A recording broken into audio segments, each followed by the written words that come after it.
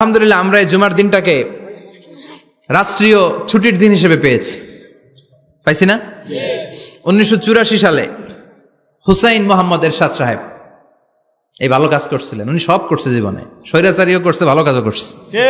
তো খারাপটা আর আমরা না বলি, যেটা ভালো এটাই বলি।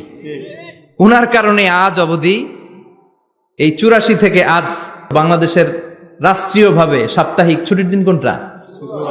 আলহামদুলিল্লাহ কইবেন না? এই উসিলায় আল্লাহ ওনারে মাফ করুক।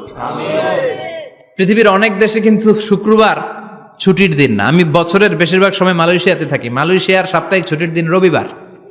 খ্রিস্টানদের সাথে অনেক বিজনেস তাদের মেনটেন করতে হয়, তো তারা যদি শুক্রবারে ছুটির দিন করে তাহলে সপ্তাহে 2 দিন ব্যবসা বাণিজ্য কাটা পড়ে যায়। নিজেদের কারণে শুক্রবার বন্ধ, যাদের সাথে বিজনেস ওদের কারণে রবিবার বন্ধ। আমরা আলহামদুলিল্লাহ আল্লাহর দেয়া এই পবিত্র দিনটাতে পেয়েছি জুমাবার। আলহামদুলিল্লাহ পড়েন। আলহামদুলিল্লাহ।